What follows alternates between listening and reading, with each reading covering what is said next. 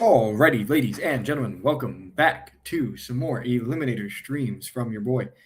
We're gonna have another quick one today, is my hope. A nice, probably a 2-stream day. I need to get my rankings out of here. Man, I wish I could do that easily without actually just screwing up all of my rankings, because these are dated rankings. These don't have training camp news in them. They don't have anything else like that in them yet. So I think I'm going to show on the rankings a little bit and sort by ADP. Use where I rank people as a helpful additional guide, but mainly be looking by ADP. I'm going to take this time to do the necessary joy of looking through. I had to reinstall the Sidekick, so got to get the exposures back into it. I won $11.54. That's really cool. The exposures from the 6-mans, the exposures from the Eliminator, exposures from Superflex. Huh. I guess, yeah. That's 39 is an odd number of Superflex drafts to have done. And that, to me, looks like we just got the draft filled, perhaps? No. Perhaps. Yes, and it looks like we're at the 1.6. That's pretty nice. I mean, you're either getting McCaffrey or... I'm going to not actually have it have my pre-draft exposure. I feel like pre-draft is just such a different contest that it feels noisy putting that into my normal exposures. Darn. No, we are at the 1.7. Big difference between the 1.6 and the 1.7 in my mind. Just because I think Jonathan Taylor's overpriced, and there's a big teardrop after JSN at the receiver position. I mean, the real big teardrop is obviously between Jefferson and A.J. Brown. But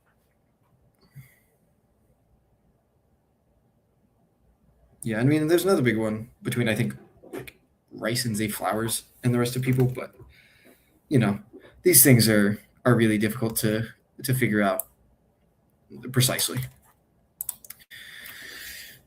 All right, so we're back. We're at them. I've not been as into the training camp news and hype cycles of what's been going on as I would usually like to be. But I don't think it's just the very, very beginning of training camp. My nighttime listen after this is going to be listening to the Coach Week Index stuff, because I think he does some great work cataloging there. Yeah, I think JSN is just him. Another 160 target season is perfectly within his range of outcomes. He's just a great receiver, and I'm really excited to have him here at the 1.7. Anytime I don't have to take Jonathan Taylor here is a great success. But everything's going relatively normally so far in this draft, so not much to talk about there. I need to look at my James Cook ranking. Where do I have James Cook?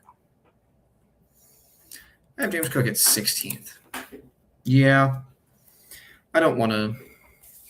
I stand by having him at the bottom of this tier, but with a rank of 16 in his ADP, I'm just not getting any of him, which is not great. It's different with Lamb, because I have Lamb ranked above ADP. Actually, I just never seem to be in the right spot to get him, which is annoying, but it works out fine.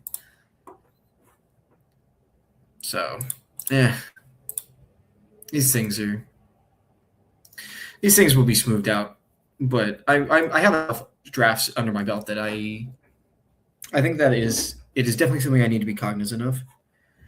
So right now, JJ is the clear pick by ADP, but we got some decent running backs. We got AJ Brown going at the 2.3. That's probably Hampton. AJ Brown's a pretty unique pairing, I will say. We're hoping this guy doesn't go Jefferson, because I think it makes it's harder for MDJL to go Jefferson.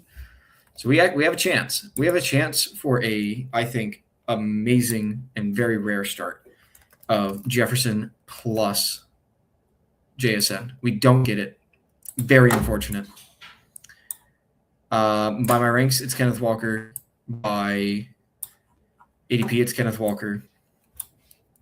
Sidekick is saying either Chase Brown or Brock Bowers. I don't like being underweight on Brock Bowers, so I'm happy to pull him up a little bit here over these running backs. It's also fun to have some builds where you're like, okay, I'm just not dealing with these second, 2-3 turn wide receivers. I'm being interesting in other ways. All right. Oh, we got a question, chat. If I knew Neighbors would be 100% healthy by week 4 and not play before then, where would I take him? All right. That's a fun thought exercise. Right now, we have – where's Neighbors? No, I should use the search function. So ADP of 47.7 right now, right behind Terry McLaurin. If I knew that Neighbors was not going to play the first 4 weeks, man, not playing the first 4 weeks sucks a lot. And if he's not playing the first 4 weeks, then I don't think that we can expect him to be like fully back and 100% himself in the weeks that follow. Like you probably aren't getting like Malik Neighbors as we expect him to be until at least after the bye. I think I would actually I'd feel pretty comfortable with my ranking, I think. Because I obviously I definitely want him above Marty. I'd probably move him above DJ Moore, Brian Thomas, Carnell Tate, and keep him like right below Odunze and like Jameson Williams and Christian Watson, because Malik Neighbors is obviously way, way better than those guys. But even like a depleted Malik Neighbors can be certainly outscored by Odunze or JMO or Christian Watson or Luther Burden or any of those guys. And if you're guaranteeing me zeros for the first 4 weeks of the season, that's a really hard pill to swallow in my mind. Really, really hard pill to swallow. So I'd probably take him significantly after ADP here. My ranks say ETN. Psychic is saying ETN or McBride or something. I think just grabbing ETN here is exactly what we want. I feel pretty happy with that. ADP would have been Kyron. I am scared of Blake Corum. I hate to say it, but I am in fact scared of Blake Corum. He's just a pain in Kyron's side.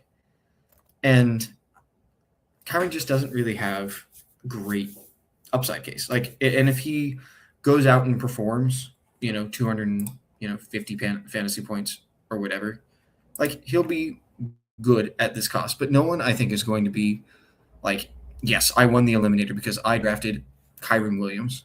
He's just not that pick. And when you know someone's not going to be that pick, it makes it a lot easier to say, I can push him. I can push that guy. But ETN, if the Saints offense takes a step forward, if he is efficient, he does have, in my mind, the possibility to really smash his draft position. I don't think he is going to be drafted significantly higher next year because of his age and the situation that he's in. But I think that he could be drafted significantly higher. I don't think that he's going to be like a first-round pick. Like, I think his ceiling's probably like back into round 2. And even then, I'd be pretty surprised about that. Now, this is a strange one. If McBride falls to 42 by some miracle, I think I do take him. I mean, are we sure that McBride is not just out projecting Jalen Waddle straight up? I'm not.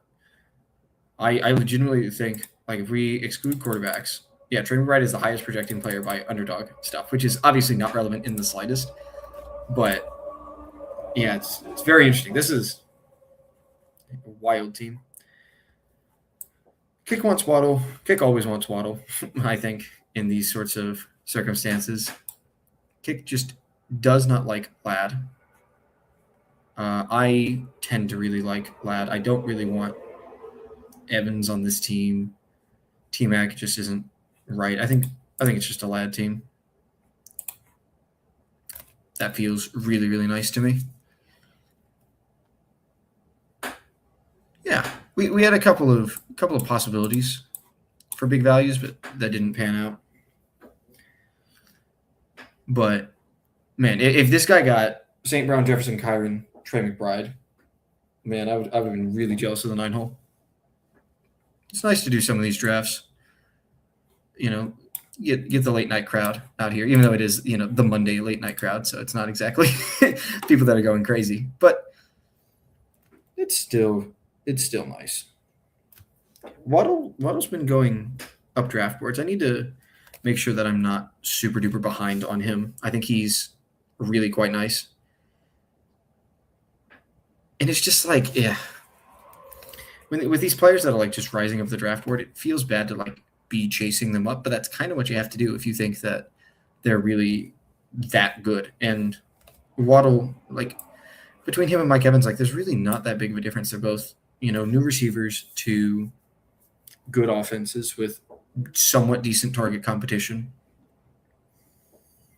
who are proven producers. Mike Evans probably has a little bit more injury risk, which is weird to say when the person we're comparing him to is Jalen Blue Tent Waddle. But, you know, these like hamstring soft tissue injuries are just so damaging over the course of a career for Mike Evans. Like I like him and I want to be taking him when I can get a good price on Mike Evans, but I definitely want to prioritize, you know, Jalen Waddle, T-Mac, McConkey. And then Evans is just sort of like above that, like, you know, Adams, McLaurin sort of set of guys. And Burden's like his own like weird category there. Kick and my ranks are saying Lamar. The Kick's second choice is Travion, where my second choice would be Christian Watson. I don't like Christian Watson. JMO could be decent, but I think I'm just looking for reasons to not take Lamar when I think Lamar's a great pick here. I love having these Elite onesie builds in this contest. I think that just Lamar can gap people by, and the amount that Bowers can gap people by on any given week is pretty high. And that they both shown the ability to like gap their position over the course of a season. Like Lamar more so, but like I think it would be shocking if we come out of the next couple of seasons saying that Brock Bowers cannot gap the tight end position by 100 points over the course of a season relatively easily. Like if that happens, or if he can't do that gap, it's because, you know, Tyler Warren, Colston Loveland, Trey McBride, someone steps up and is just as good as him.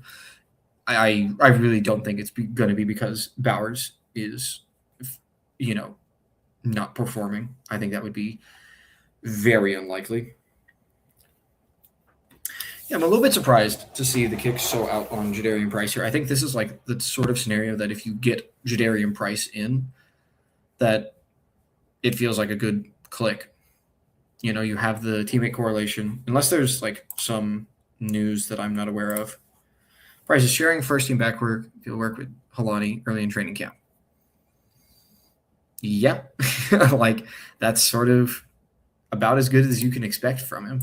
Like that feels pretty bullish. I would be shocked if anyone's expectation was that on the first day of training camp, Price was, you know, clearly the RB1. I think that would be foolish to come in with those expectations.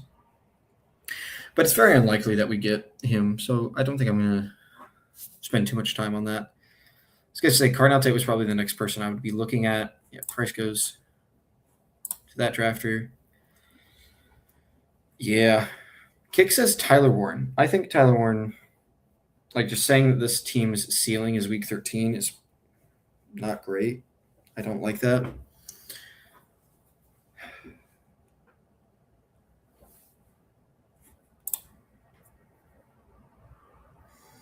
But I don't love taking Brian Thomas either, especially with the bye weeks.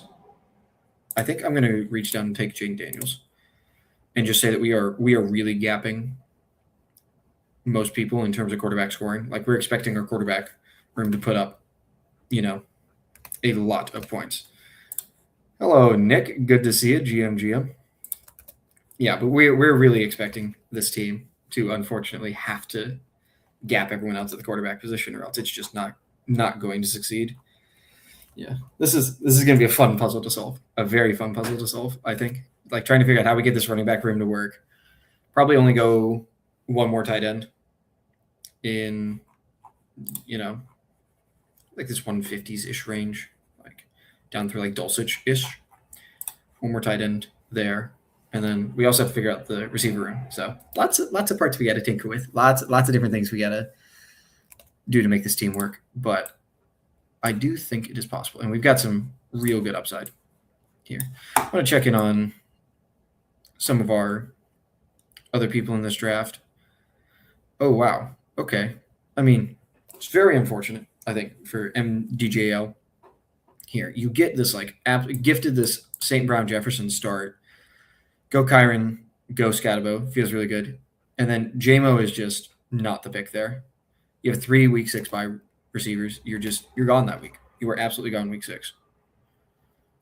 Obviously, you can't be this certain about anything for these contests because things are going to shake out in ways that we cannot imagine. I swear to God, if the sidekick recommends me take Jalen Hurts, I may flip my shit. I may have to uninstall. May have to call contact support and be like, how is that possible? But no, we get J.K. Dobbins here. Jordan Tyson's good, but this is not the team for Jordan Tyson, I don't think.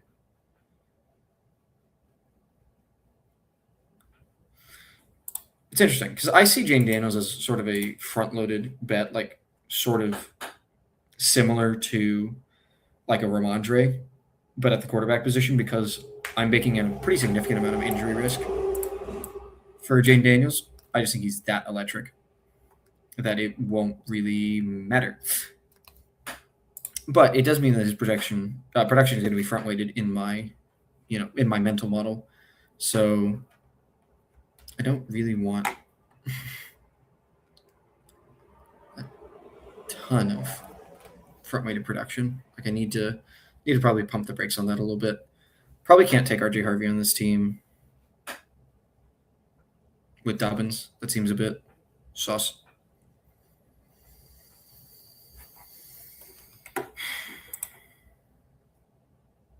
Yeah, but I mean, we're getting into some receivers that I'm just really not in on in Sutton, Pierce. Yeah, Pierce opening camp on PUP. I'm curious if I can scroll down. Do I find Pierce and do I see if I have any of him? I don't see Alec Pierce. Let's go, at least in the Eliminator format. Do I have any Alec Pierce?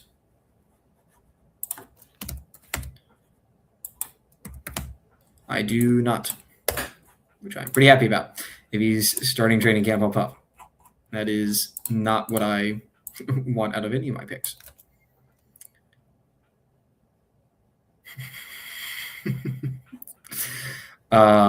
Yes, that was a really good stream. That was me and my mother were watching that in the car as we were driving cross country, and it was really nice. It sounded like you guys were having a fun time with it. I didn't realize how just absurd the Sixers team is going to be. Like, what's the starting five? Maxey, Edgecombe, Braun, Brown, Embiid.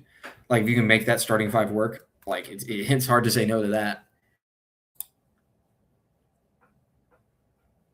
All right. Makai Lemon being suggested by the sidekick is the devil's work, but also probably correct.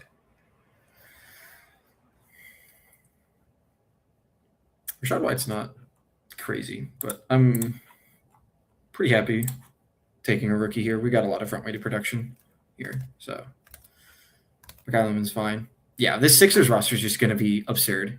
This new contract that I'm on is pretty close to Philly. And I'm trying to remember when NBA opening night is. I think NBA opening night is like right near the end of while I'm contracted to be here. So I'm hopeful that I'll be able to go to maybe one of the early games if everything lines up right. I think that would be really cool. Yeah. I think I start my next contract like the 28th. It's either 26th or 28th. So late October start should be fine. Yeah, I don't. No, oh yeah. So I'm in Lancaster, Pennsylvania. We're opening a show in about a week here called Dear Soldier Boy, which is a story about a theoretical some. Gosh, I'm the swing, so I don't really interact with the main story a ton. But the gist of the story is it's a couple of young ladies, one Amish and one not Amish. Hey, hey. It's not just Amish. It's mainly a military story, and it's about these soldiers getting letters from back home, going back, thinking that these girls that are sending them letters are going to be their girlfriends, and the girls being like, "What the heck?"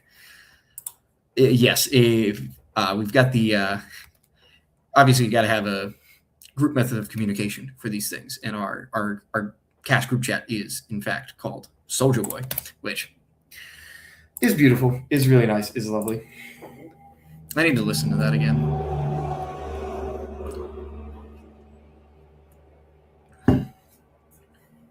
Oh yeah, no, it's a beautiful place. I've worked here once before. It's got a surprisingly good theater scene for for like a town that's like not huge.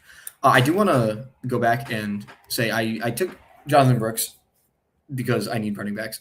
I don't want to completely ignore the draft as I'm talking through with the chat, but like again, Jonathan Brooks maybe a little bit more back-weighted of a bet.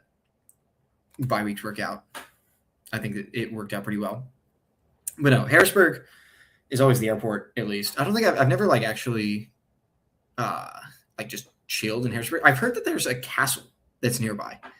I've been interested in castles recently, and I've heard that there's a castle nearby, and it is. I think that is somewhere I need to find a way that I can get out to while I'm on this contract. Yes, my wonderful mother did help me drive the 41-hour drive it is from California to here, and I am very, very happy I did not have to do that alone. Yeah, no, there's some really beautiful stuff here. All right, back to the draft. I think Xavier Worthy is just like has to be the pick. I get Kyler is great, but like not on this team. Yeah, I just think Xavier Worthy is a clear pick here. Like he's gonna probably be more involved in the offense than Jacoby Myers. We need a receiver more than we need a running back. Gibbs it nice and dusted. Yeah, I don't know where that is. Again, that is the joy of not being from here. Is every time I go somewhere, I'm just like, where is this? What is a place that I should be able to drive through? Let me see. Pulling it up on Google Maps. Google Maps is not loading the way I want it to. Oh, okay. North of Harrisburg. Yeah, it's a nice area up there from what I've seen. I haven't seen a ton of the stuff up north, but what I have seen has been really nice. And I mean, I think people have gone to Hershey from here a decent amount. I think I might want to try doing that as well. I think that would be really fun. Oh yes. Oh, don't I know it? I think. Let me see which ones I can remember because I know the really nice one. There's a couple of really nice ones in Philly that are a bit further. Parks and Philly Live, I think, are the two big ones. And then I remember there's one in Delaware that I've tried going to. And there's another one that's closer. But I forget. Yeah. No, so I remember going to it and it's like an old racing track and it was very, very funny. Yes, we're about to be back up here. I don't have any Woody marks in the Eliminator. That's kind of surprising to me, in all honesty. Kick says Shakir or Concepcion. My rank says Golden. I think I kind of want to stand with my ranks on this one and grab a Matthew Golden share, especially since I don't have any of him. Seems like a good time to do that. Yeah, Parks is a beautiful casino. Like I've played poker there before, and it is like the whole casino is just so pretty, and the poker room is like popping. Like that, it would fit in some of the best Vegas poker rooms there. It is. Yeah, no, I definitely need to get out there at least once or twice while I'm on this track, because it is a joy. No, it's the beginning. It's always the beginning of being somewhere that you're like, oh, I'm going to go do all these different things, and it's going to be cool. And I'm going to go to Hershey Park, and I'm going to go see a castle, and I'm going to go to the casino a bunch, and I'm going to hang out with my friends all the time.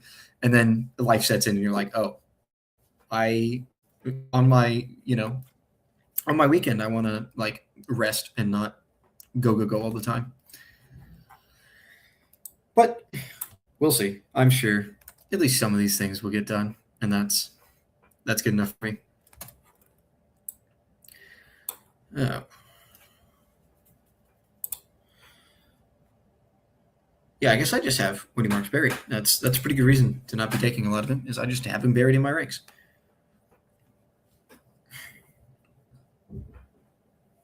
I can see this being like a team that's correct for Woody Marks, though. I don't think I want to take him over Concepcion, though. Yeah, I think Concepcion is just correct here. Obviously, a little bit heavy on these week 11 buys, but when you get good players, it's hard to say no, even when the buys line up not super favorably. But I mean, by week 11, Makai Lemon should be integrated more into the offense, and that may be like an extra like special Makai Lemon week because it's right after the bye. And this is not something that I've done research into, but it does seem like the week directly following a bye is much more likely to be a week that features younger rookies and players. That's something I've anecdotally noticed. And yeah, that's just a hope of mine, I guess, for this. No, we need Juwan Johnson. Yeah, I mean, if we get Juwan Johnson, we might end up. What the heck was that? That was not my best speaking. We might end up but this running back room is going to need some support. If we at our next pick, we do Juwan Johnson, and then we've already got 6 receivers, so we'd probably do 2 quarterbacks, 2 tight ends, 7 receivers, and 7 running backs. Yeah, because I cannot see myself picking a 3rd quarterback here, and I think it's actually pretty unlikely that I'm taking a 3rd tight end either. I think when you're pulling Bowers up this high, you just sort of have already committed yourself to these 2 tight end builds. Like unless you're like using your last 2 picks on Pat Fryermuth and Terrence Ferguson, or even lower than that, like Gesicki and Parkinson or something like that. Kick says Omar Cooper. I mean, obviously I can't too much because I love drafting Omar Cooper. Do not get me wrong. But yeah, he should be in the swing of things by week 11. Can help with maybe with the week 7 and week 10 buys. So yeah, by ADP, Cam Ward, Pacheco, Bryce Young, I think it's difficult to get off of Cooper here. And then we are definitely done in this receiver room. Cooper, Concepcion, Lemon as our rookie plays, Golden as sort of hoping that he can consolidate 11 routes. or more accurately, routes in 11 personnel, and then hoping that Worthy, McConkey, and Njigba can just be there week in and week out.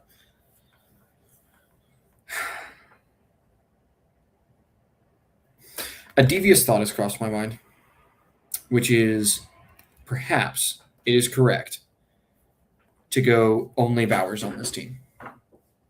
I think it's going to depend on what running backs are available and how good I feel about running back after the next 3 rounds. Like if I can go running back, 14, 15, 16, 17, and then tack on a tight end, that might do it. I don't know. It's still suggesting wide receivers, which is crazy to me. I mean, I guess the wide receivers just project so much better than the running backs in this range that it's hard for you to justify taking a wide receiver. But, man. Or, sorry, hard to justify taking a running back. But, man, I don't know. It's just rough. It feels really weird looking at a running back room of Travis Etienne, J.K. Dobbins, and Jonathan Brooks and saying, yeah, you know what? As a core, that's pretty fine. That's fine. I don't need to worry about that too much. And my mind just freaking out and going, oh, I need to worry. That is not okay. That is something to worry about.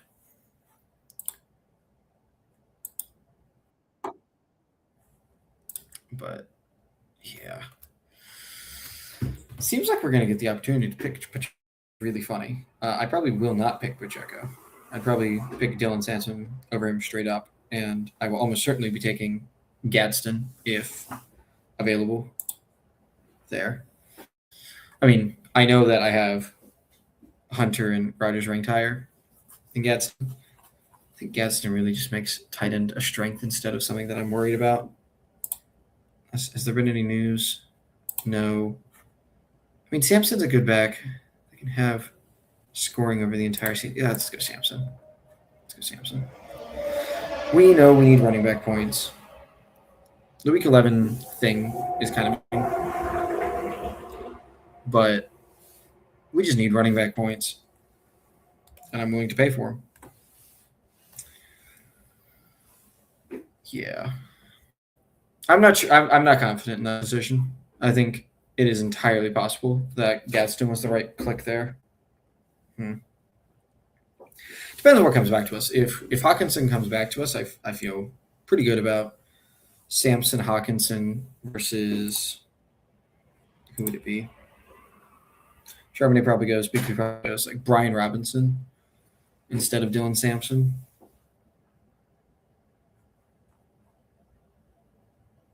Around Gadsden, yeah.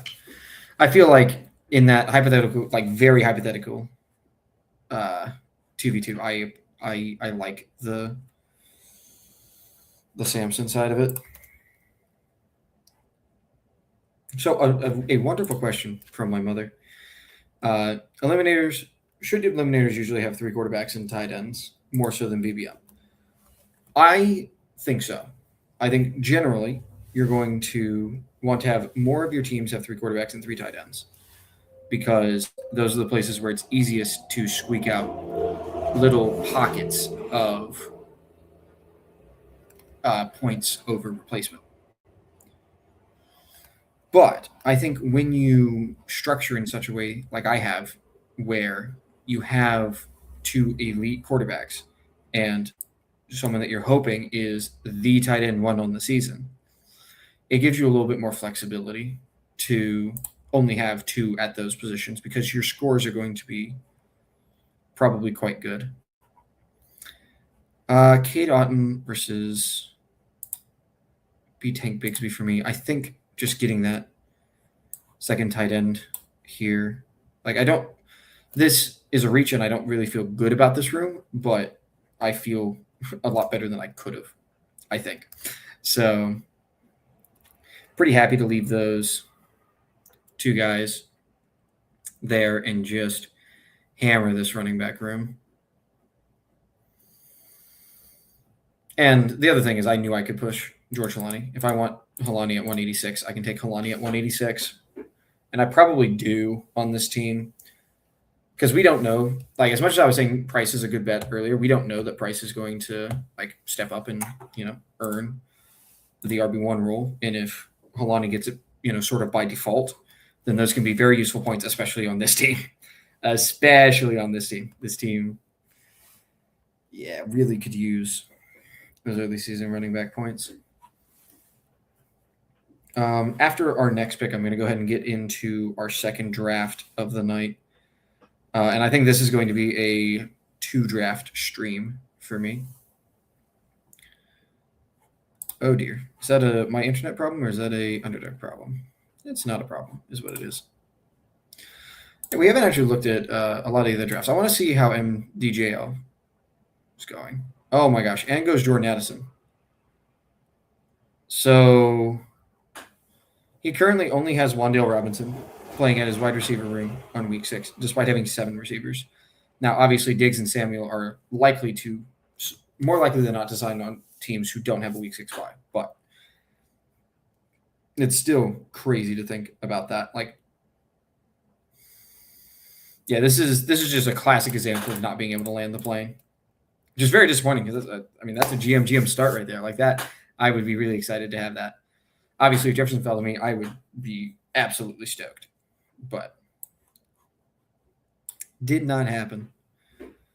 Javonte Williams sliding a little bit, but I think he just was like not the pick of the litter in this particular draft. Yeah, Loveland and Warren being about a round apart in ADP, with these top 4 tight ends being not a cut above. Sorry, the top 5 tight ends, I guess, are cut above everyone else. Yeah, so Helani's here. I think I want him. I definitely want him over Sean Tucker. I think I want him over Brian Robinson as well.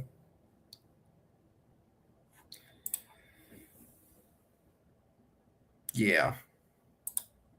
Brian Robinson has more juice, but Helani's just more likely to be scoring me points early, and I think has a better profile for consistently scoring points than Brian Robinson does. But obviously, I'll take a Brian Robinson or a Sean Tucker if they make it back to me.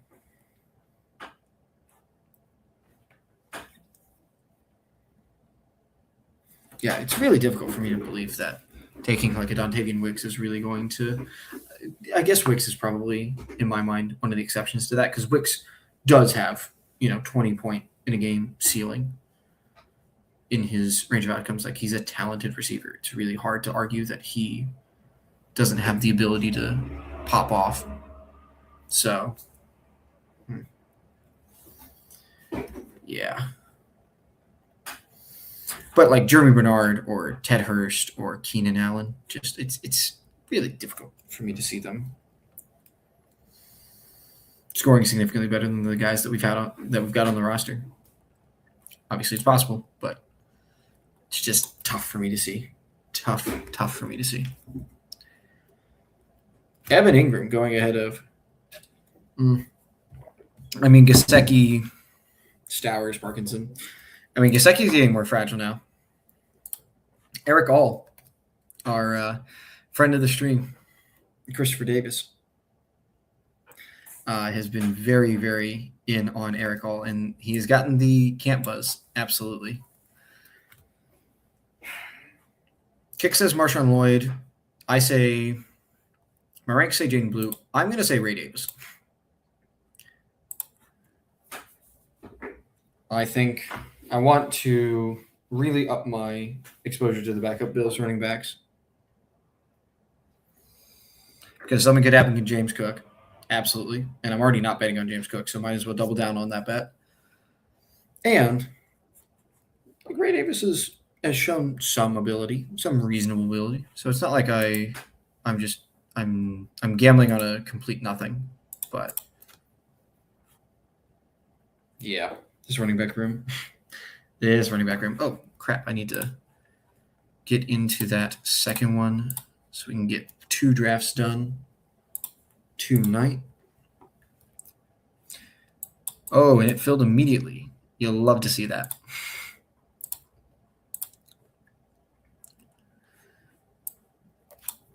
So that's actually, I mean, that is actually pretty good for this, since I was a little bit late on switching over. It filled immediately. It looks like I have either the 111 or the 112. What do I have? 110. 110's nice. I like the 110. It's also very nice. All my little Dalmatian slows are like slowly, ha ha ha, ending. So I don't really have to worry about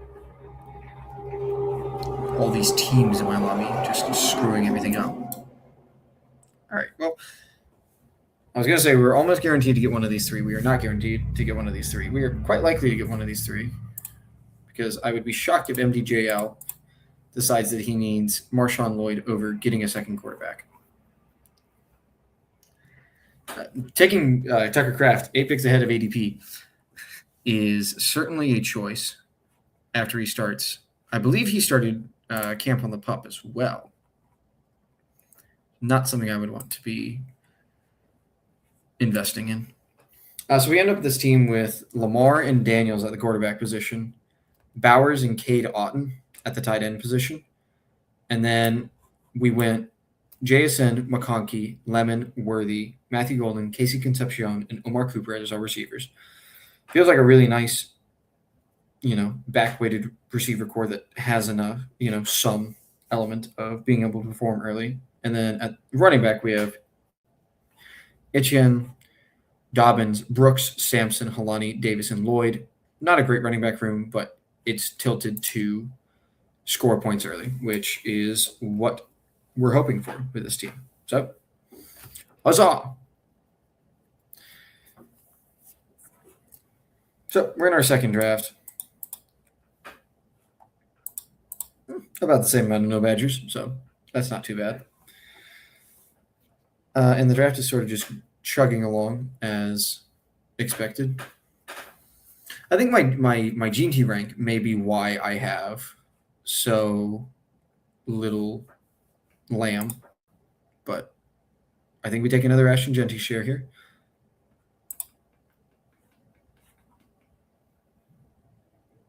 Pick 10's a pretty good place to get that, and then we can have a draft where we're not panicking at running back, maybe, where we're not having to draft 7 running backs. 7 running backs is a lot of running backs. But yeah. Yeah. People have been legitimately talking about Eric All at camp. And Gesicki is like very specific in what he's able to do. So I can understand why people are clicking him. And especially if I think I maybe come out on him if Davis is touting him and if I have to take him anywhere except like the last pick of the last round. But as, a really late round tight end pick, I think he's gone from like I'll click on him if I need him to, sure, this will be interesting.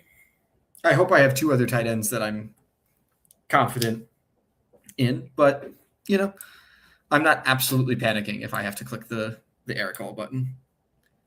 See. Okay. It's always good for me to go back and check my exposures on things. Did I do it? I must not have done it in the Eliminator. Yeah. Yeah, I definitely have him in some form of draft. I very clearly remember clicking on him, but maybe it was in Superflex or something. I'll have to actually dig into that, and I don't want to do that right now. I got some relatively normal starts. Interesting, Cook Hampton. It's a bit of a strange choice of pairing. Pulling up Drake London over here. Oh, this guy got the same start I did, Jason Bowers. I wonder how similar our drafts, my draft from last time, and that will be. Yeah. I mean, Javonte is. It is crazy seeing Javonte in the second round. It's crazier knowing I've drafted him there, like, happily. He's an exciting piece, or a reasonable piece of an exciting offense. And you don't get a lot of those. Like, the Cowboys are going to be much better offense than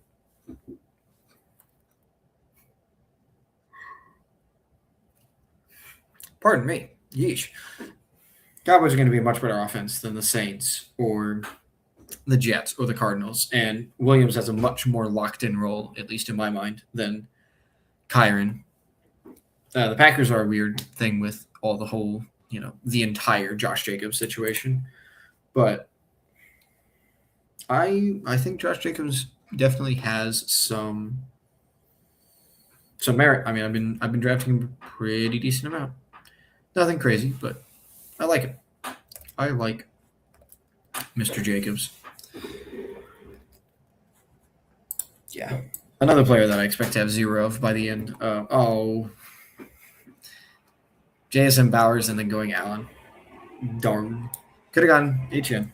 And we could have had the same team through 3 rounds, which would have been cool. But no, I guess not. Yeah, I mean, I feel pretty confident it's either Trey McBride or Josh Jacobs. I'm not taking Garrett Wilson over Josh Jacobs. It's just not happening. Even on this team.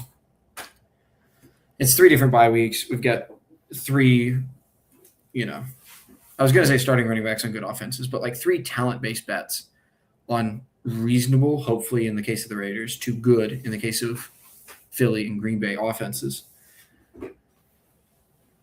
And this is the structure that got me the furthest last year. And we get Garrett Wilson after the turn anyway. Feels pretty good. Yeah, this is a pretty nice start.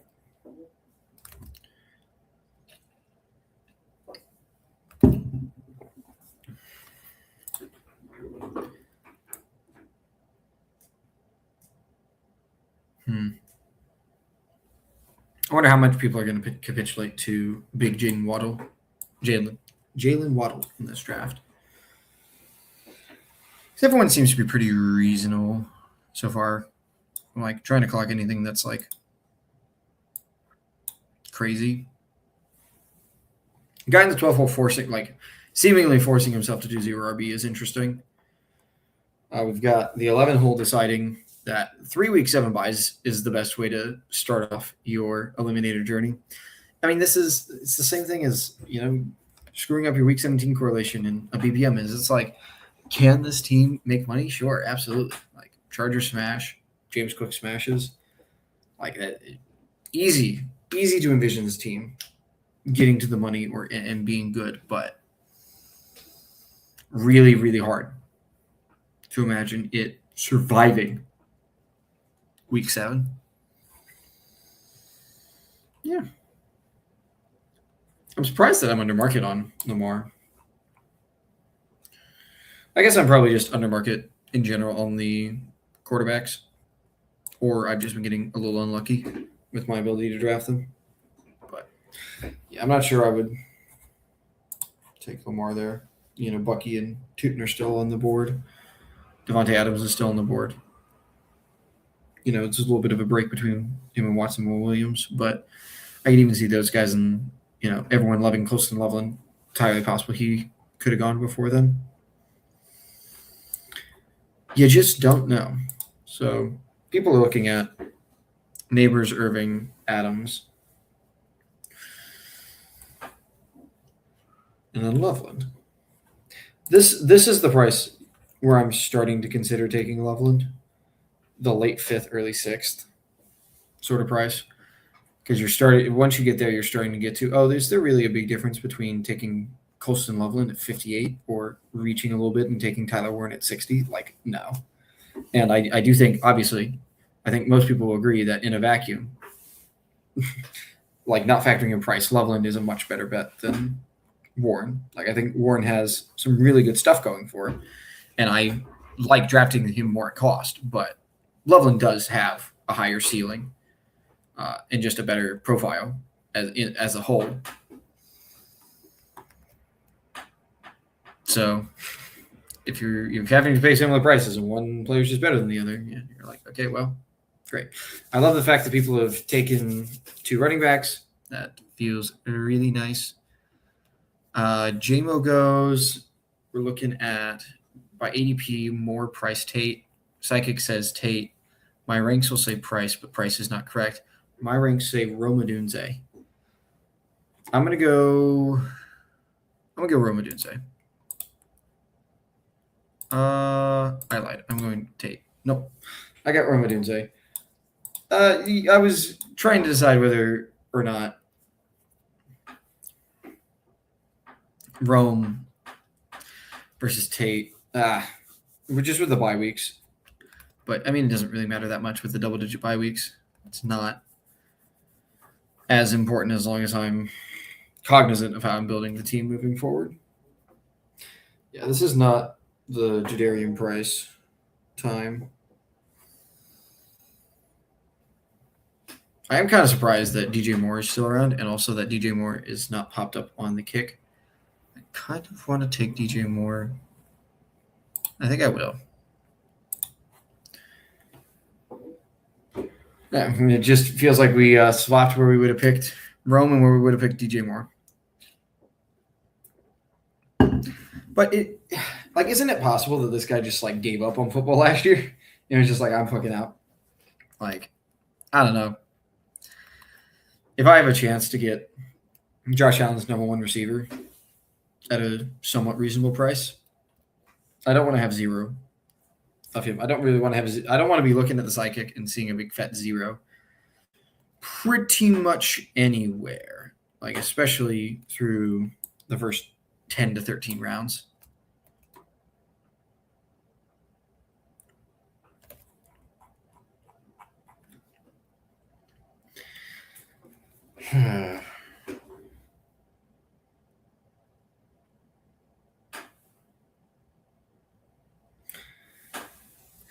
I'm thinking about Jadarian Price and this whole like Seattle backfield thing.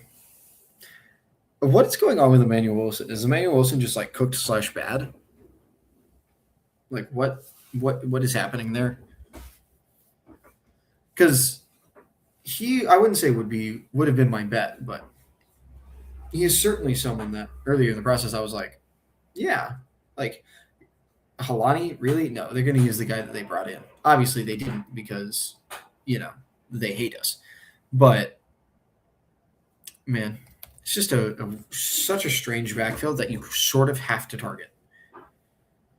Especially when it's very clear Charbonnet's not coming back until later in the season. And you're getting Emmanuel Wilson is like free, and Halani is like effectively free.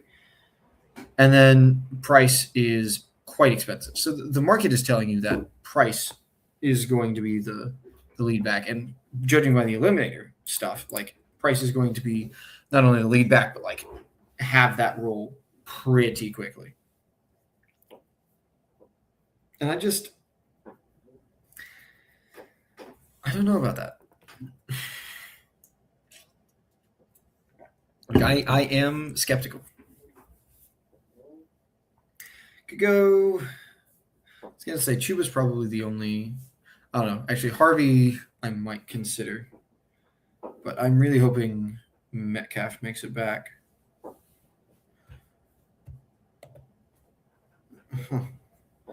Yeah, we're in like prime take a quarterback territory, but I am not in prime take a quarterback structure. I don't think yet. I'd maybe have to look at more on the receiving side. I don't know. Well, RJ Harvey's gone. And the next guys are Corum and Cook. Yeah. So by my ranks, it's Jaden Reed. By ADP, it is Herbert or QJ.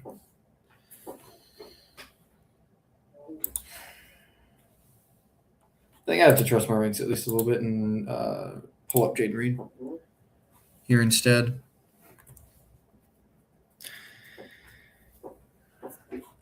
Yeah, it's recommending Makai Lemon anyway. Afterwards. It's strange.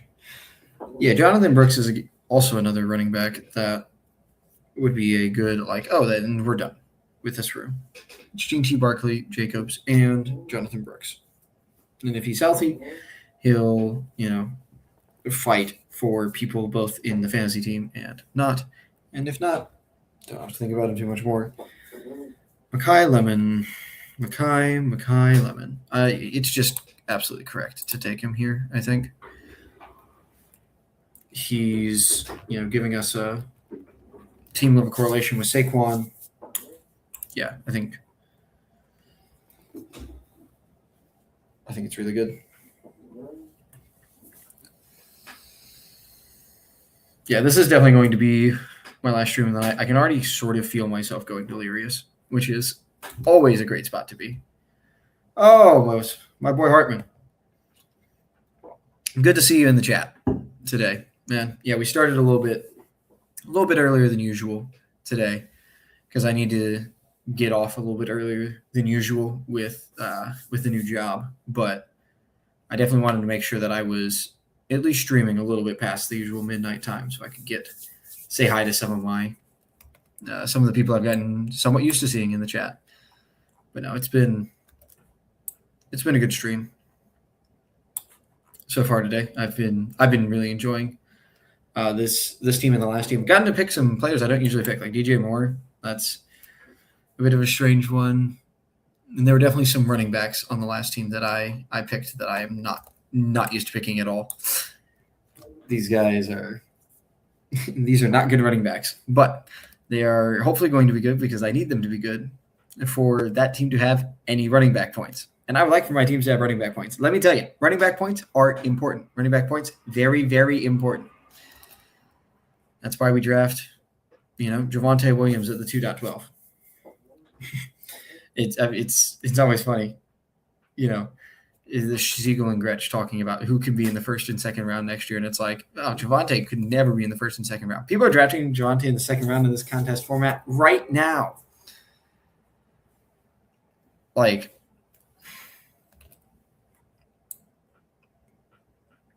and I'm not even mad that people are drafting him. Like, I think that's a perfectly reasonable thing to be doing. I think that's pretty good, but it's weird to, it's just a bit of cognitive dissonance in my mind. And especially, no, never mind. Psychic is saying, look at quarterback, please.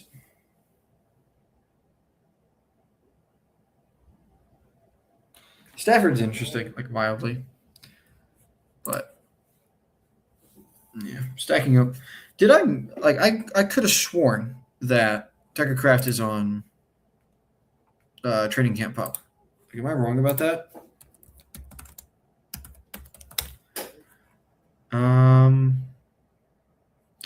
Yeah, Tucker Kraft placed on pup list, but don't fret from Draft Sharks.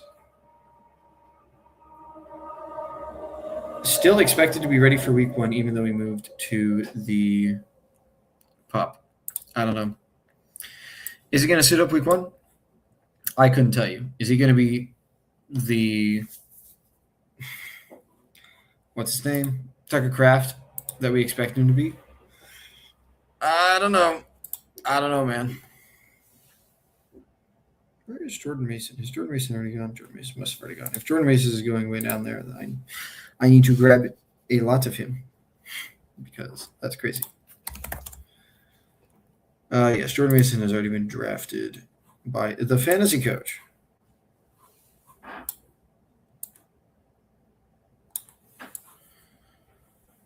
Here. Okay. Yeah, perfectly reasonable.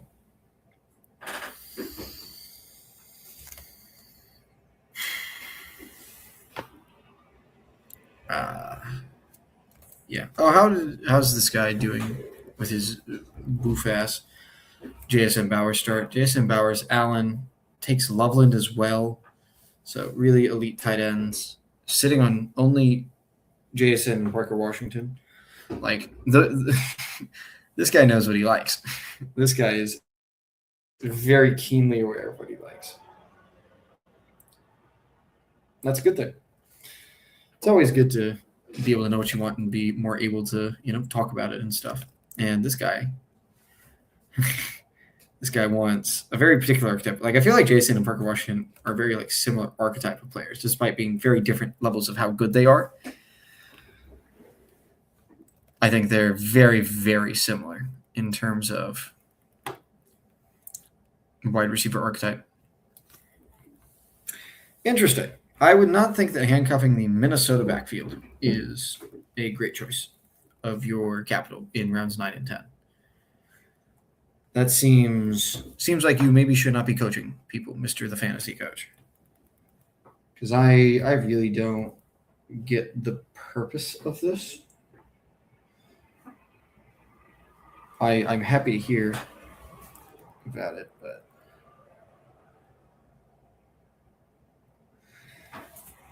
yeah. Man, these quarterbacks just go in an instant. Glad I got the 2 when I did. Yes. Sniping one is Isaiah Likely, Jackson Dart stack. Yes, very good. Tilt each other.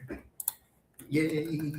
I mean, it's crazy that Stafford's still on the board with an ADP of 106, and the next closest player is right now Khalil Shakir, a 16 ADP difference.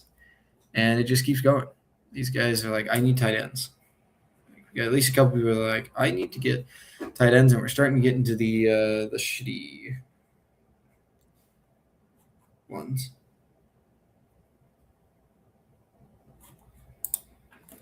Yeah, QB 14 is still available, and then QB 22 is also still available. What is going on?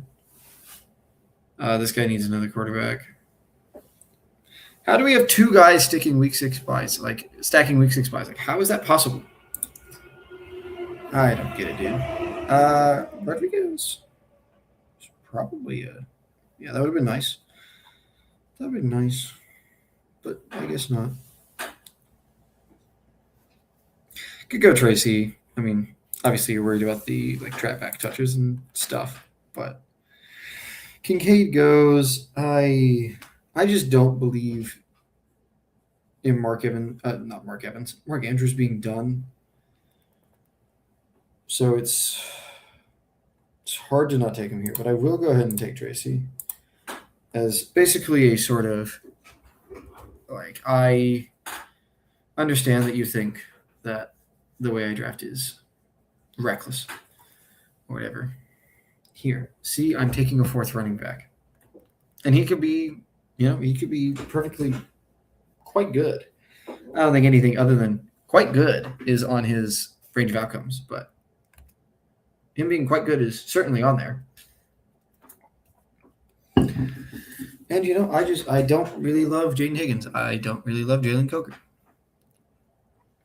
Just not for me, I guess. So we got Daniel Jones coming in as our QB1. We got Stroud also coming in as a quarterback. And, a nice little 128, nice little fall on Mark Andrews. And Mark Andrews feels like a great start to this team. Really, really nice. Great start to this team. Jesus, what am I talking about? Yeah. No, I maybe should have kept it just one for tonight, because I feel like I'm able to talk really well. I have certainly thoughts that flow one after another, but I'm not sure if they're relevant or useful or do anything because some of the stuff I've been saying is just like, what is going on in this guy's head? Yeesh. Yeah, we still got Sam Darnold and Cam Ward here. So if we need a 3rd quarterback, those are both vague options. This is a quarterback room that I definitely would appreciate a 3rd quarterback in, but I'm not going to force a 3rd quarterback into. Like Purdy and Mahomes is good. It's good set of quarterbacks. So I think I'm okay to leave them. I definitely would prefer to have one of the QBs though. Yeah. Alas. Probably not going to happen because I don't think I want to be taking him this next pick, and that's sort of where I'd have to be taking him. It's like 159. I mean, I guess if they follow 159, I'm like, I'd really like a third quarterback. Then I can snatch one of them up. But I mean, yeah, and it's just unlikely. But like Bryce Young or Geno Smith or Aaron Rodgers coming back to me after this like set of 2 picks for myself could also be helpful. Cooper goes. Now it's just a time crunch to see how long it is until Travis Hunter goes. I mean, I don't get how their ADPs have moved here. Like in the puppies, like Cooper and Travis Hunter are literally back to back in the ADPs, and here it's what 20 pick difference or something. Yeah, I really do want to be loading up on Travis Hunter. I think that the world needs to hear Travis Hunter.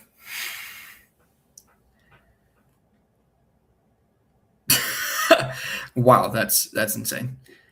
Yeah, but he's got the juice to be really good, and the team is committed to playing him. And it's like he's not really suffering in this format. Like he can have a random 60% route share week 1 just as easily as week 17. Omar Cooper we know is more likely to produce later in the season. Travis Hunter just needs to like go out and like show people that he's still really good. And I believe he can do that. I will say that Sam Darnold is looking really tempting. So is Cam Ward. Like Cam Ward is looking delicious right now. I get the understanding that we need a tight end. I will not be taking one. I will be taking one Mr. Cameron Ward. If my fingers are fast enough. My fingers were not fast enough. So we got looks like Travis Hunter. That's fine. Like I think we can probably be done. Now we need one more receiver. Like we're probably done at running back. If we get another good one, we'll take another well-priced running back. Same thing with wide receiver. It's like we could be done at running back. If we get another one, great. If not the end of the world.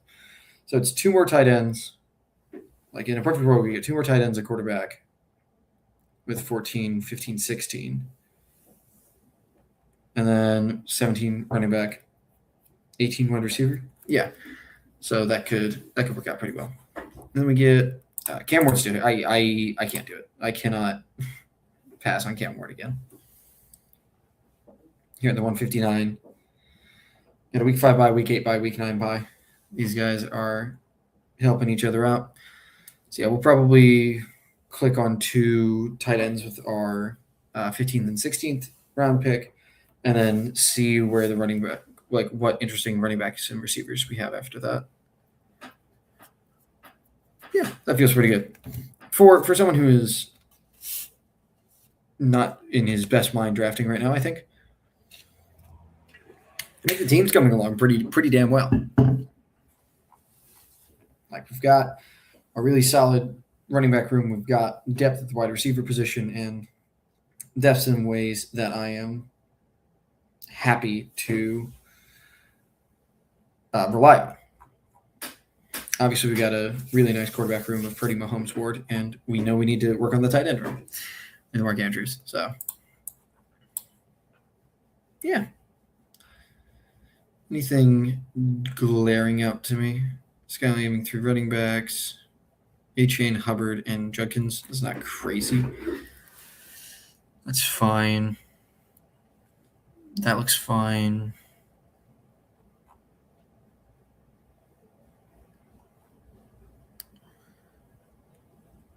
Yeah. Lots of tight ends that went, here. It's like physically they look like they're very like you can get you move switch Isaiah Likely and Woody Marks, you get a nice power up for making that. So we got Coleman and Charbonnet, who still have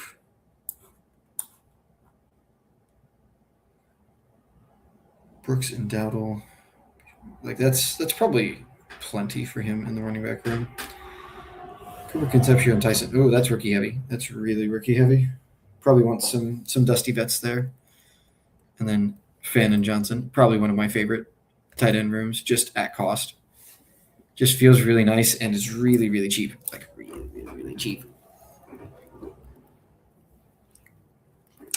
Schultz goes. I mean, obviously, I did not think that Schultz was coming back to me. It would have been really nice, but I did not think that was going to happen. Yeah. I'm definitely going to take Helm over Otten. I think I may still want Hawk over Gunnar Helm, but I don't get that choice. Gunnar Helm is off to a better place. A life without pain, life without suffering, and that is on someone else's team. Someone else's team is always the good place for these players to be.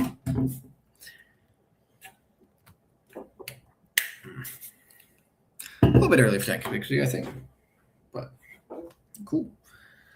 Yeah, we got. It's like, do I want to do Otten or Dulcich first? I think we do. For planning on taking both, I think we go Dulcich first.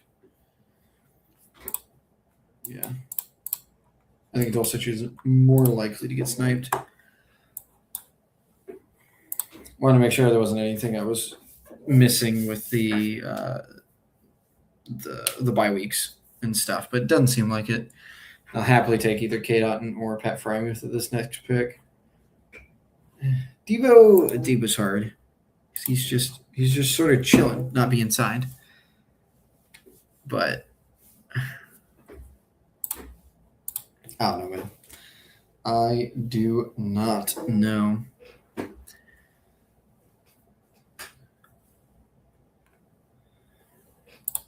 It goes Pat Frymuth. We will happily default to Cade Otten there as our third tight end. That feels really nice.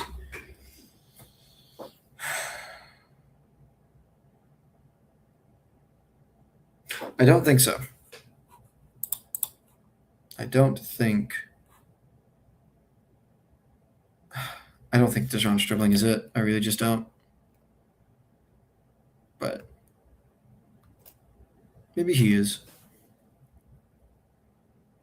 It's like I think that he is it in terms of like he's a second round rookie. He can obviously hit. Like he's gonna run rounds at the end of the year. Like I don't like hate him at with his BBM prices, but it's just in this format, like when you're taking a rookie and you already are like, I don't like this guy. I don't think this guy's very good.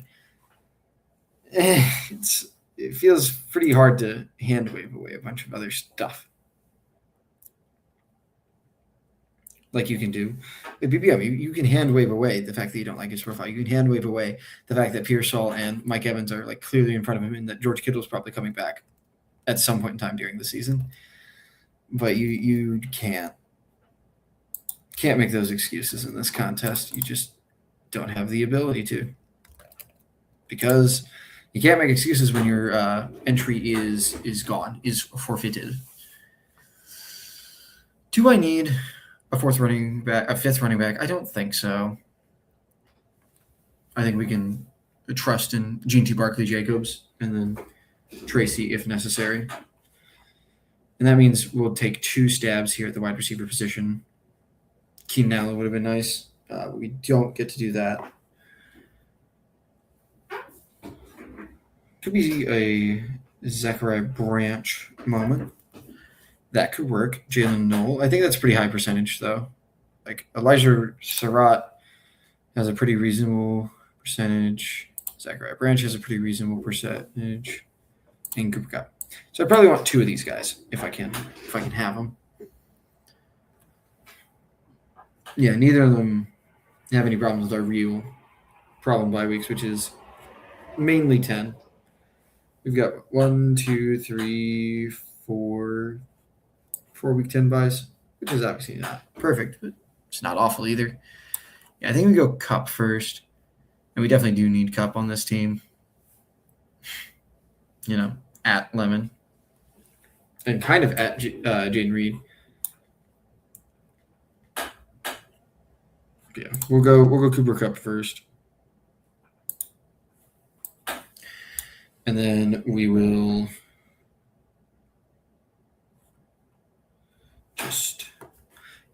we'll have to see what the is left for the final pick, but it's almost certainly in my mind going to be a receiver. I don't think it's going to be Jeremy Bernard. It's definitely not going to be Gesicki. It's not going to be Marshawn Lloyd.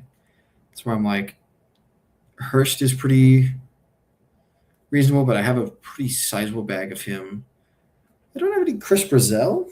I could see Brazzell being someone if Surratt goes, but we just hope that Surratt doesn't go. We click Surratt and are done and dusted.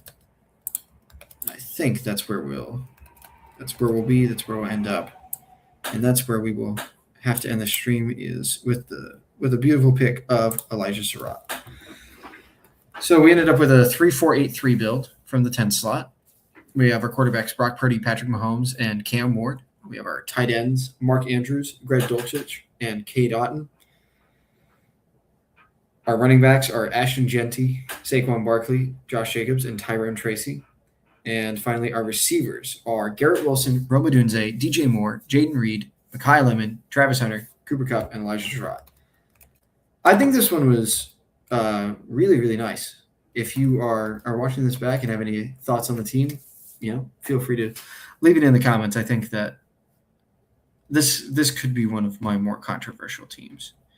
But I thought that this was a lot of fun, and I need to go now. So thank you so much for watching, guys. It's been a pleasure. I will hopefully be back tomorrow, and from there, we'll just have to see.